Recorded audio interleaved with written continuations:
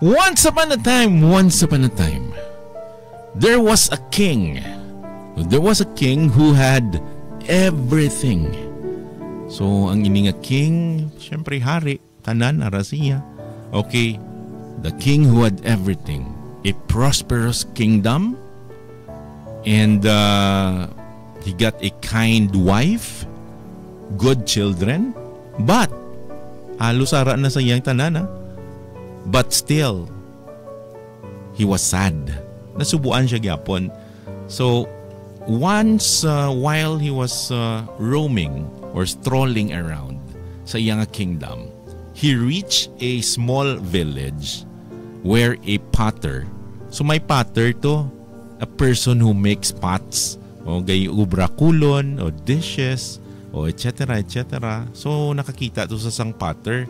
So sa naglibot-libot sa iyang kingdom, nakaabot sa small village where a potter nga na met niya.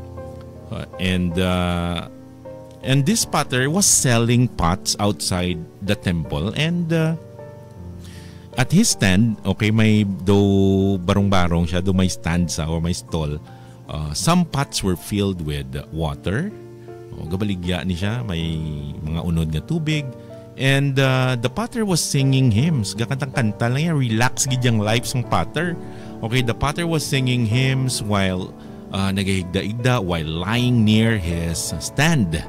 So ka-relax gid sang life sang potter. So the king came to the temple, and after coming out of the temple, he saw the potter and sat near him. Nagpungko tong king, nagtupad. Doon na tingala gurong king, gid panilagan niya gid ang potter. So the king sat beside the potter. So the potter offered water to the king with respect. Ginpainom siya sang potter. And the king was somewhat impressed. Doon na namian man ang king. The king was impressed by the potter's behavior. Kaya do ka polite, do ka nami man siya buot. So sitting beside him, so the king started thinking about the potter's earning. So gapalibog ang king, pila ni ayhan iya na earn. Gapanumdum sa kung pila ni ang iya ginabaton sa mga baligya yan nga mga pots. So thinking about it, the king said to him, pamangkot sa, "Brother, will you come with me to the city?" Tambalan niya ang potter. Upod ka sakon, malakata sa city. So the potter replied, "So what will I do after going to the city? Mano ta to?" And the king said, dambalan sa sang king, "Well, there you can make lots of pots. Kung nato ka to sa city, makaubra ka sang damo nga pot. And lot more than you make here. Mas damo pa kumpara sa ginahimo mo di." And then the potter asked the king, ipamangkot niya. So the potter asked, "Then what will I do with those pots?" And then the king replied, ano ang balsang hari? "So you will be able to earn a lot of money by selling them. You will earn a lot of money." And then the potter asked again, "Then what will I do with that money?" So the king was surprised. Natingalang king eh. The king was surprised by his question and said, "What will you do with the money? Money is everything." Ang balsang king, "Money is everything." Now the potter asked ang potter na mangkot liwan, "Now you tell me, what will I do with that money?" And then the king said, so sang nagambal ang potter, "Then what will I do with that money?" So the king said, "You can live a comfortable life." Kung may kwarta ka na, comfortable life. And then worship God comfortably. And maka-relax ka pa. So listening to this, the potter questioned the king. Niya, "Sorry, my king, but you're telling me what I'm doing right." Pero ang ginambal mo na sa akon, that's what I'm doing right now. Di bala mo na nang ginahimo ko? So niya, pasensya ka na, my king, but ang ginapanghambal mo na sa akon, that's what I'm already doing. So the king got silent. Naghipos ang king as if this question shocked him. So naghipos ang king. Then after a while, the king said, "Yes, You are worshiping your God comfortably at this time, and as far as I can see, you are in complete happiness, complete bliss, complete joy.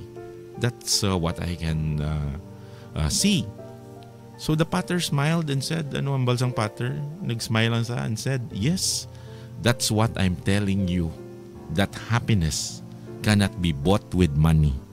Happiness cannot be bought with money. So the king got curious and asked. So namangkot ang king, please tell me how to attain such happiness.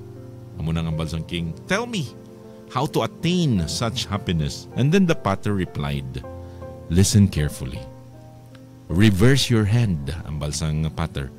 Reverse your hand, my king. And then the king asked, how is that? Nga. So the potter said, ano ang balsaya? O king, do not ask, learn to give. If you have learned to give, then understand that you have stepped on the path of happiness. Abandon selfishness. I-abandon mo ang selfishness and choose charity.